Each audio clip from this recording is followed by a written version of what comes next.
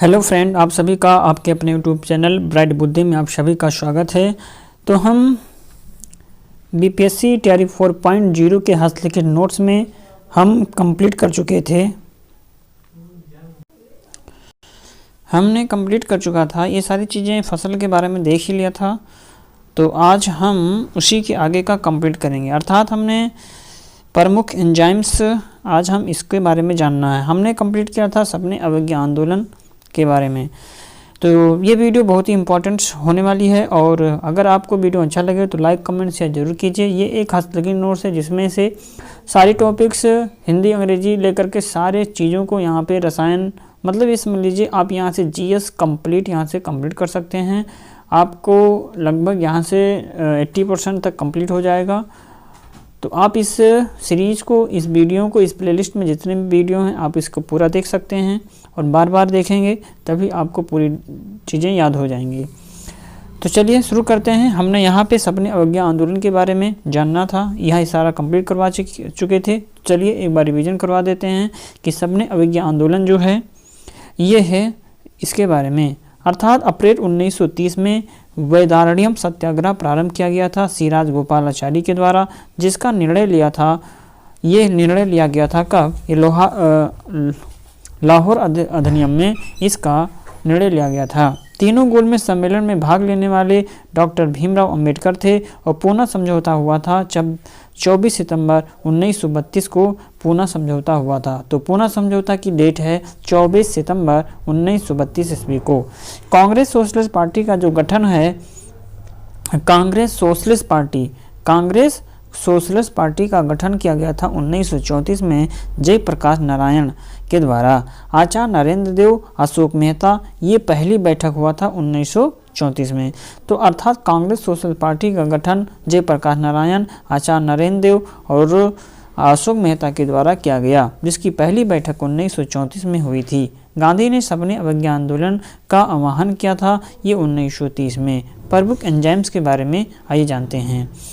Sucrose क्या होता है, बताइए सुक्रोज क्या होता है? तो सुक्रोज, ये सुक्रोज को ग्लूकोज एवं फ्रक्टोज में परिवर्तित करता है। सुक्रोज जो होता है ये सुक्रोज को, मतलब सुक्रोज को ये ग्लूकोज एवं फ्रक्टोज में बदल या परिवर्तित करता।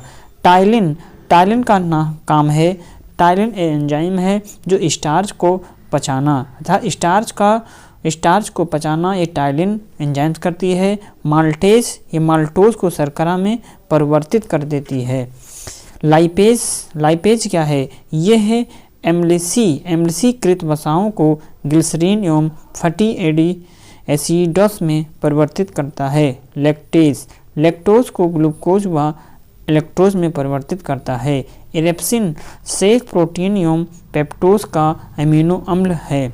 इरेप्सिन क्या होता है? ये शेक प्रोटीन एवं पेप्टोज को अमीनो अम्ल में। सबसे बड़ी हड्डी क्या है, बताइए? सबसे बड़ी हड्डी जो होता है ये फीमर की हड्डी या जांघ की हड्डी है। सबसे बड़ी हड्डी का नाम फीमर हड्डी या जांघ की हड्डी, सबसे बड़ी हड्डी। मांसपेशियां एवं अस्थि के जोड़ को क्या कहते हैं? जहाँ पे मांसपेशियां और हड्डी के जोड़ को टेंडन कहा जाता है। क्या कहते हैं? हम उसे टेंडन के नाम से जानते हैं। तो मांसपेशी एवं अस्थि के जोड़ को टेंडन कहते हैं। अस्थि से अस्थि के जोड़ को लिगामेंट्स कहा जाता है। अस्थि के जोड़ को लिगामेंट्स कहते हैं। मनुष्य में हड्डियों की जो संख्या है ये 206 होती है। बाल्य अवस्था में हड्डियों की संख्या 208 होती है। रीढ़ की हड्डी या रीढ़ की हड्डियों की संख्या 26 है, और सिर की कुल हड्डियों की संख्या 29 है। कपाल जो होते हैं, कपाल में हड्डियों की संख्या 8 है, और ये फेसिपल में हड्डियों की संख्या 14।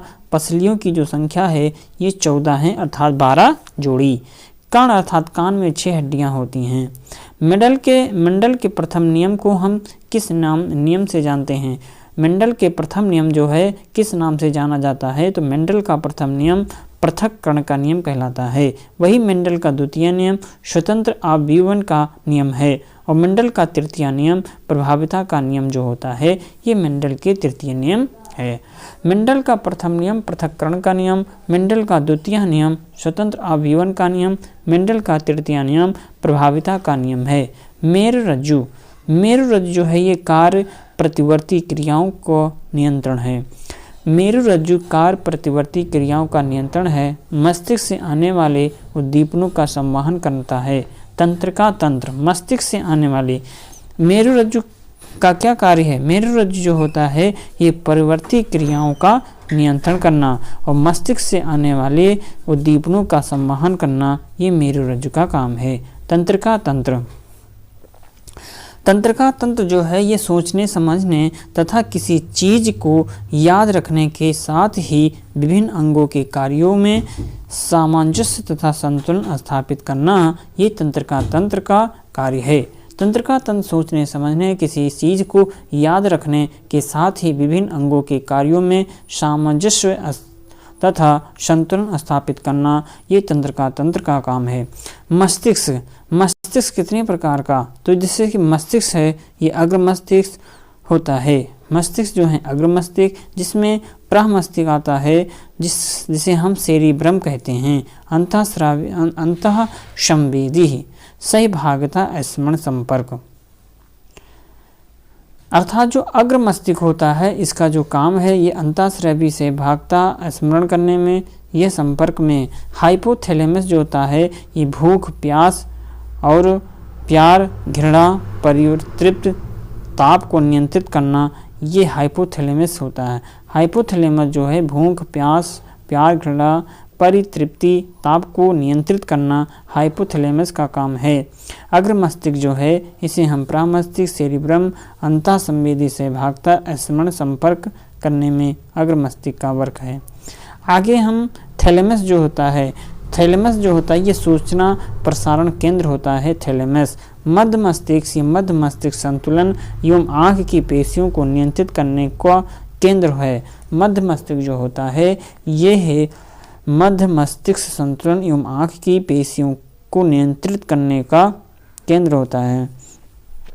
ऐसे ये पश्चिम मस्तिष्क क्या है?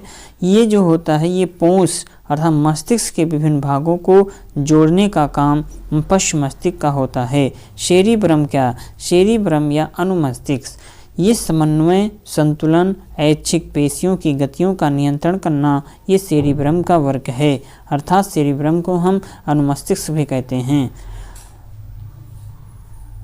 मेंडुला ऑब्लागेट, मेंडुला ऑब्लागेट जो होता है ये हृदय की धड़कन का नियंत्रण करना, रक्तचाप का नियंत्रण, श्वास की गति का नियंत्रण करना, खांसना छींकना उल्टी का नियंत्रण, पाचक रसों का स्राव, ये मेंडुला ऑब्लागेट का वर्क होता है। अर्थात हृदय की धड़कन का नियंत्रण करना और रक्तचाप का नियंत्रण, श्वास की गति का नियंत्रण, खांसना छींकना उल्टी का नियंत्रण, पाचक रसों का स्राव, ये मेंडुला ऑब्लागेट के अंतर्गत आता है। रुधिर नलिकाएं, रुधिर नलिकाओं के अंतर्गत धमनियां आती हैं। रुधिर को हृदय से विभिन्न अंगों में पहुंचाती हैं। धमनियां जो होती हैं ये रुधिर को हृदय से विभिन्न अंगों में पहुंचाती हैं। फुफ्फुस धमनी के अतिरिक्त सभी धमनियों में शुद्ध रुधिर प्रवाहित होता है।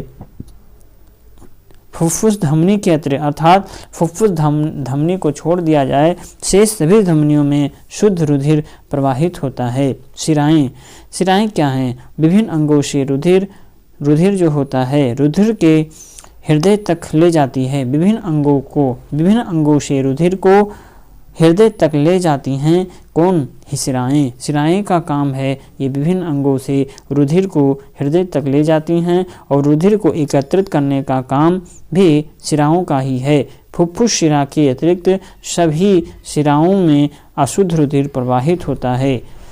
रुधिर वाहिनियाँ, धमनियों को शिराओं से जोड़ने का काम रुधिर वाहिनियों का होता है। रुधिर वाहिनियाँ क्या करती हैं? ये धमनियों को शिराओं से जोड़ती हैं।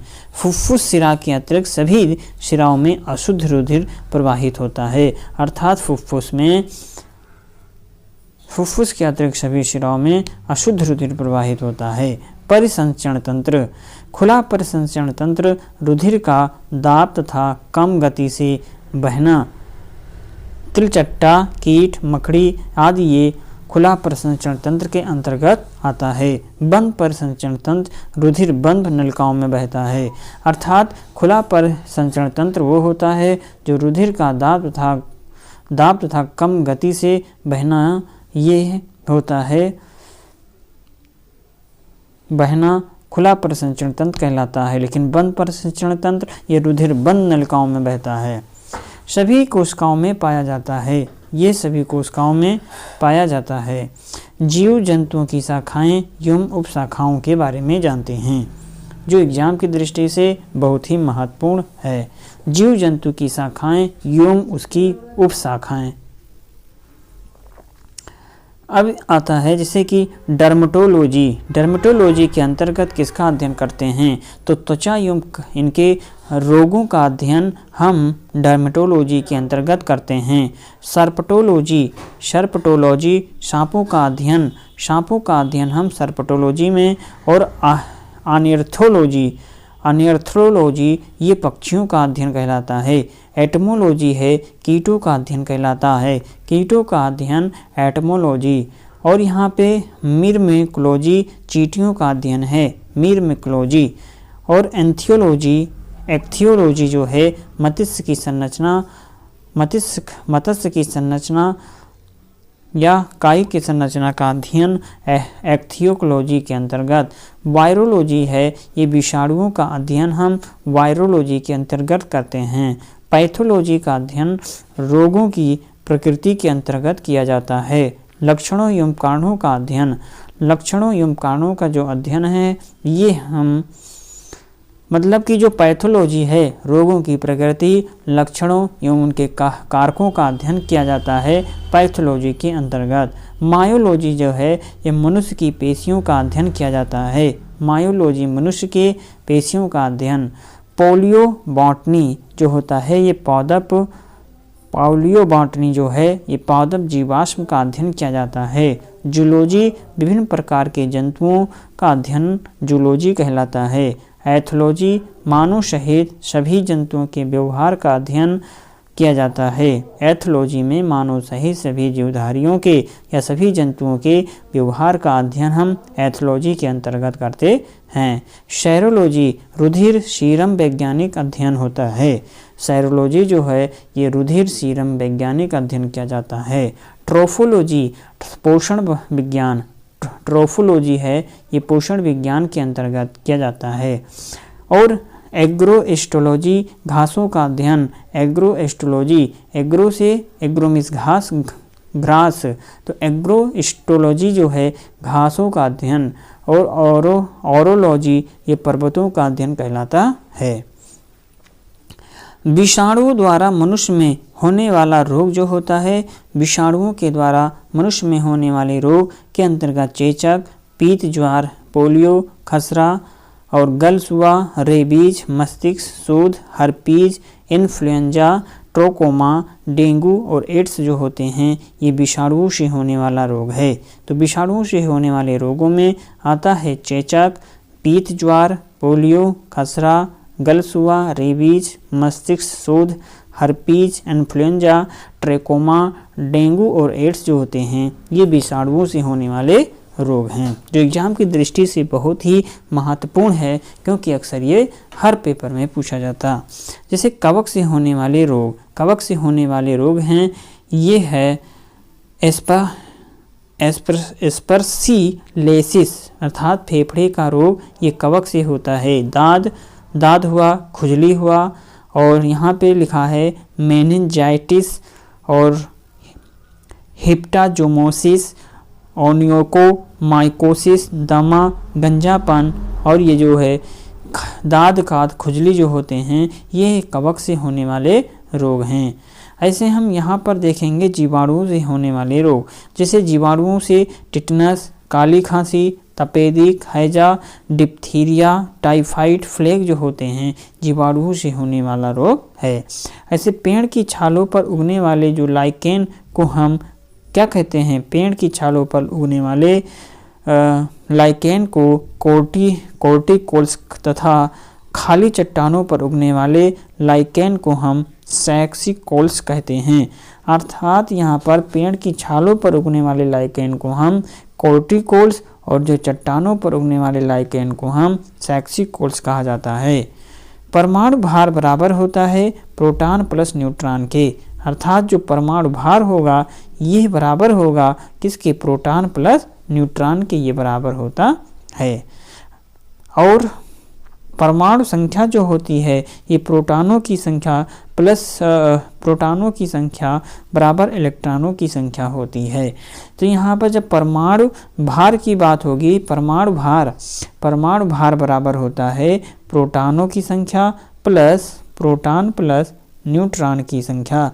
ऐसे परमाणु संख्या जब होगी तो ये प्रोटॉनों की संख्या प्लस प्रोटॉनों की संख्या बराबर होगा इलेक्ट्रॉनों की संख्या। इसे हम दोबारा समझेंगे कि परमाणु भार होगा प्रोटॉन प्लस न्यूट्रॉन के बराबर। ऐसे परमाणु संख्या बराबर होगा प्रोटॉन की संख्या बराबर इलेक्ट्रॉनों की संख्या। अर्थात pH की जो सूत्र होता है pH बराबर माइनस लॉग H प्लस, है ना। ऐसे H प्लस बराबर होगा 10 के पावर माइनस pH, जरूर याद रखेंगे।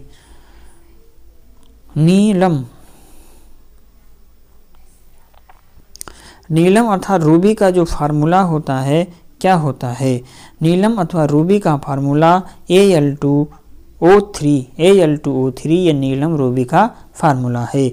विश्व बैंक का हेडक्वार्टर वाशिंगटन डीसी में है। विश्व बैंक का जो हेडक्वार्टर की बात किया जाए ये वाशिंगटन डीसी में। वर्नाकुलर प्रेस अधिनियम प्रस्ताव लाया था किसने, ये लॉर्ड लेटन ने 1878 में लाया गया था। वर्नाकुलर प्रेस अधिनियम प्रस्ताव लॉर्ड लेटन ने 1878 में लाए थे। लॉर्ड डफरिन जो 1856 से 1862 ईस्वी में लाया गया। तीसरा आंग्ल बर्मा युद्ध 1885 से 86 के दौरान भारत के वायसराय थे। ये भारत के मतलब तीसरा आंग्ल बर्मा युद्ध 1885-86 लॉर्ड डफरिन के समय हुआ था और इसी के दौरान भारत के ये वायसराय थे। दूसरा आंग्ल बर्मा युद्ध 1852-53 में हुआ था लॉर्ड डलहौजी के समय। लॉर्ड कैनिंग ये 1855 से 62 तक थे। इनका जो कार्यकाल था 1856 से 62। प्रथम वायसराय थे भारत के, कार्यकाल 6 साल 1856 से 62। 1857 के दौरान भारत के गवर्नर जनरल भी थे और नवोदय विद्यालय की स्थापना इन्हीं के समय हुई थी 1986 में। और यहाँ पे मुठिया प्रथा अर्थात असहयोग आंदोलन के समय शुरू हुआ था। The problems of the east book Lord Curzon के द्वारा लिखा गया और 10 रोजा पत्रिका प्रारंभ अब्दुल गफ्फार खान के द्वारा 10 रोजा पत्रिका प्रारंभ किया गया था। किसके द्वारा, अब्दुल गफ्फार खान के द्वारा प्रारंभ किया गया था। अर्थात यहाँ पे हम सबसे पहले जानेंगे जो डफरिन का जीवन काल है ये 1856 से लेके 1862 तक है। तीसरा आंग्ल बर्मा युद्ध 1885-86 इन्हीं के समय हुआ था और इन्हीं के दौरान ये भारत के वायसराय थे। इसी के समय भारत के वायसराय भी थे। वही दूसरा आंग्ल बर्मा युद्ध 1852 से 53 ये लॉर्ड डलहौजी के समय हुआ और लॉर्ड कैनिंग का जीवन काल 1856 से 62। प्रथम वायसराय भारत के थे, कार्यकाल 6 साल 56 से 62 था और 1857 के दौरान भारत के गवर्नर जनरल भी थे। नवोदय विद्यालय की स्थापना 1986 में हुआ था। मुठिया प्रथा असहयोग आंदोलन के समय इन्हीं के समय हुई। The problem of the east book Lord Curzon के द्वारा लिखा गया और 10 रोजा पत्रिका प्रारंभ किया गया था अब्दुल गफ्फार खान के द्वारा। और यहाँ पे खगोलीय पर्यटन अभियान नक्षत्र सभा ये लॉन्च किया उत्तराखंड के द्वारा। बिहार का सबसे पुराना चर्च जो है ये पादरी की हवेली है। पादरी की हवेली बिहार का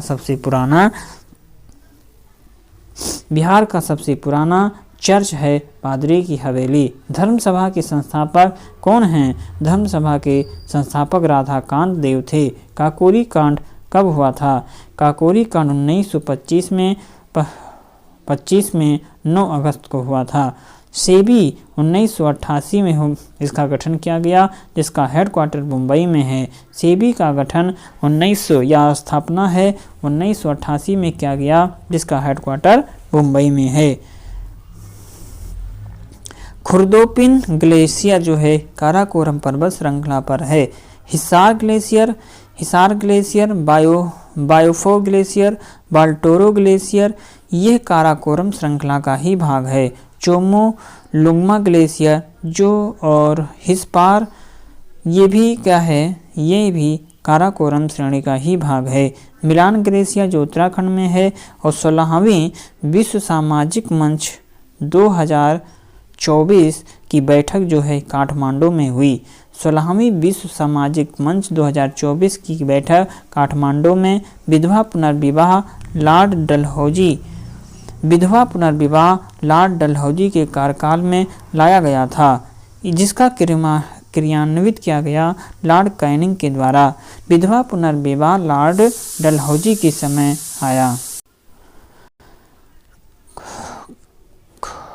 विधवा पुनर्विवाह लॉर्ड डलहौजी के कार्यकाल में लाया गया था। इसका क्रियान्वित किया गया था लॉर्ड कैनिंग के समय में। ईश्वर चंद्र विद्यासागर के प्रयासों से विधवा पुनर्विवाह अधिनियम आया।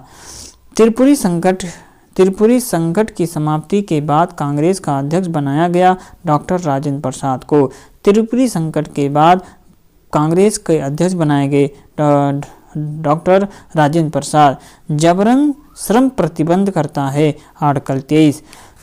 जबरन श्रम प्रतिबंध करता है आर्टिकल 23 के अंतर्गत। दोहरा दंड आर्टिकल 20(2) में इसकी रोक है।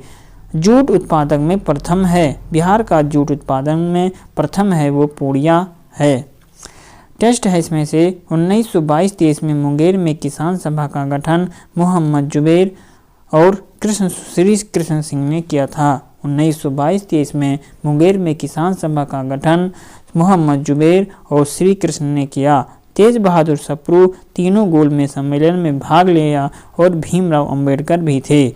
अर्थात तीनों गोलमेज सम्मेलन में भाग लेने वाले कौन थे? तो ये इसमें से तीनों में से भाग लेने वाले थे डॉक्टर भीमराव अंबेडकर और तेज बहादुर सप्रू। इन्होंने तीनों गोलमेज सम्मेलन में भाग लिया था। प्रथम गोलमेज सम्मेलन के वायसराय लॉर्ड इरविन थे। द्वितीय और तीसरे के लॉर्ड वेलिंगटन थे। प्रथम गोलमेज सम्मेलन के वायसराय कौन थे? या प्रथम गोलमेज सम्मेलन के दौरान वायसराय लॉर्ड इरविन थे और दूसरे और तीसरे के समय लॉर्ड वेलिंगटन थे। तीनों गोलमेज सम्मेलन के दौरान इंग्लैंड का पीएम रैमजे मैकडोनाल्ड था। तीनों गोलमेज सम्मेलन के दौरान इंग्लैंड के पीएम रैमजे मैकडोनाल्ड थे।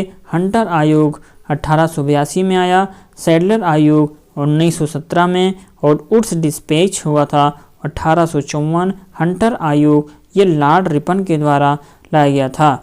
लॉर्ड रिपन के द्वारा हंटर आयोग 1882 में, सैडलर आयोग 1917 में और वही वुड डिस्पैच ये 1854 में आया। भारत में स्थापित पहला मिला फोर्ट सेंट जॉर्ज थे। भारत में स्थापित पहला मिल जो है ये फोर्ट सेंट जॉर्ज का 1639 मद्रास चेन्नई में स्थापित किया गया था। करंट अफेयर्स है, क्या है? करंट अफेयर्स है यहाँ पर भारत। करंट अफेयर्स कितना है, चलो इसी वीडियो में कंपेयर कर लेते हैं। करंट अफेयर्स, मेरा भारत अभियान शुरू किया था किसने? मेरा भारत अभियान ये अनुराग सिंह के द्वारा शुरू किया गया था। दुनिया का सबसे लंबा पुल 2023 का रिकॉर्ड किस पुल ने बनाया था? तो ये डेनयॉन कोनसान ग्रैंड ब्रिज चाइना ने बनाया था। तो दुनिया का सबसे लंबा पुल या लंबे पुल 2023 का रिकॉर्ड किस पुल ने बनाया? तो डेनयॉन कोनसान ग्रैंड ब्रिज चाइना ने। कुर्बी इवा महोत्सव कुर्बी युवा महोत्सव असम में मनाया जाता है। कुर्बी युवा महोत्सव असम में। Man of the year 2023 P Hemant के श्रीनिवासलू हैं। अर्थात मैन ऑफ द ईयर 2023 के कौन हैं, तो ये पी हेमंत के श्रीनिवासलू। इसरो ने 1 जनवरी 2024 को अपने पहले सैटेलाइट मिशन का सफल परीक्षण किया था एक्स रे पोलरीमीटर सैटेलाइट से। अर्थात इसरो ने 1 जनवरी 2023 को अपने पहले सैटेलाइट मिशन का सफल परीक्षण किया था एक्स रे पोलरीमीटर सैटेलाइट से। पहला पनडुब्बी पर्यटन शुरू किया गया। पहला पनडुब्बी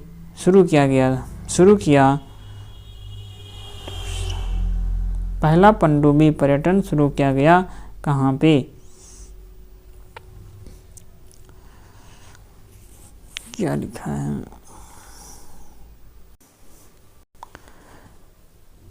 तो पहला पनडुब्बी पर्यटन शुरू किया गया था। एक क्वेश्चन यहाँ से हटा देते हैं, समझ में नहीं आ रहा क्या लिखा है, ठीक है। नौसेना में चीफ ऑफ मटेरियल का कार्यभार संभाला। नौसेना में चीफ ऑफ मटेरियल का कार्यभार संभाला किरण देशमुख ने संभाला।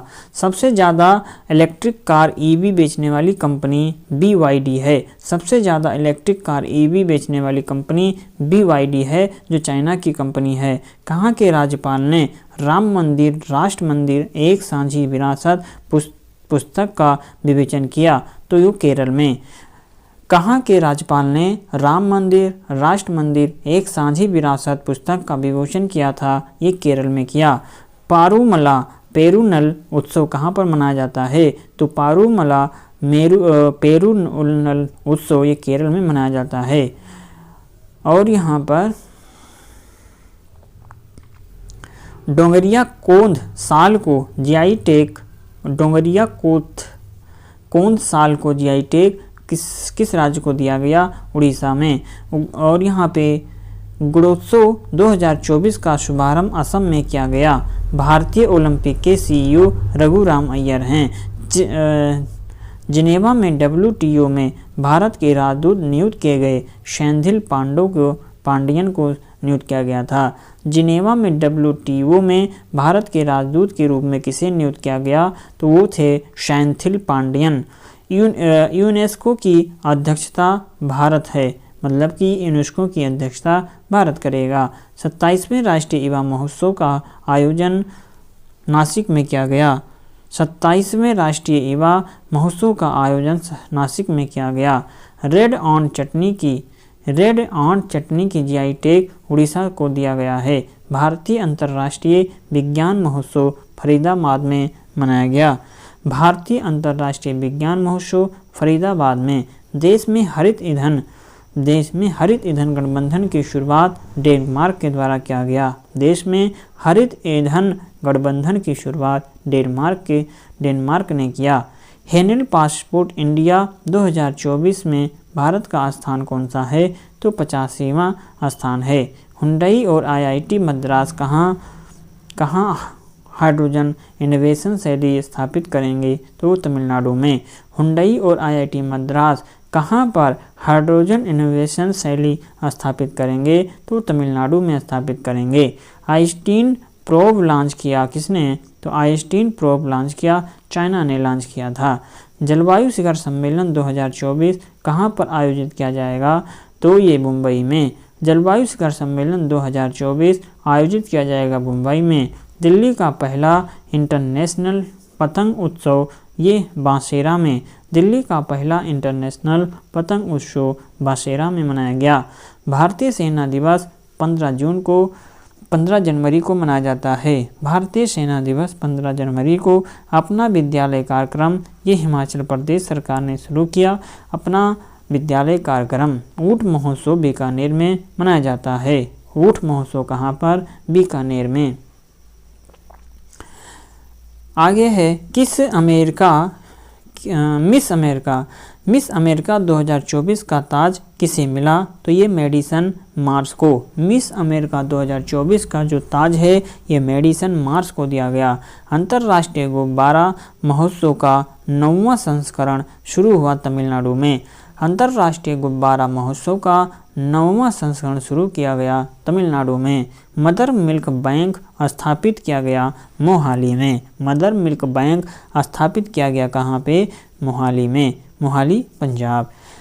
19वां नाम शिखर सम्मेलन कंपाला में आयोजित किया गया था। 19वां नाम शिखर सम्मेलन कंपाला में।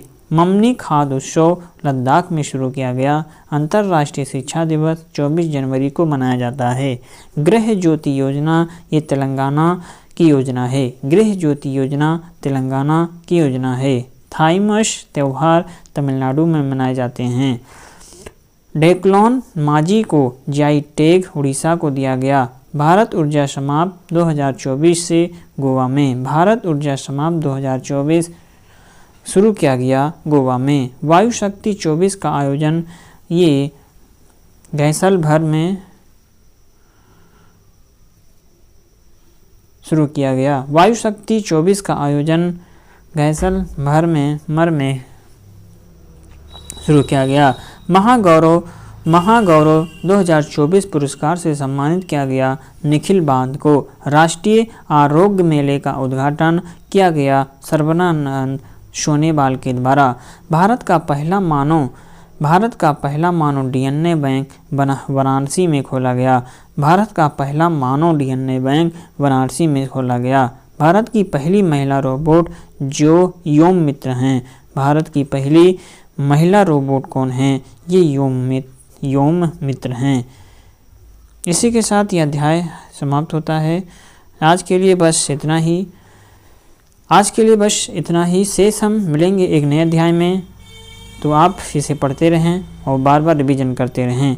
यह एक हस्तलिखित नोट्स है जो यहाँ से पूरा आपको प्रोवाइड किया जाएगा। आप इसे बार बार रिवीजन करेंगे। वीडियो अच्छा लगे तो लाइक कमेंट शेयर जरूर कीजिए अपने हित में दोस्तों के साथ।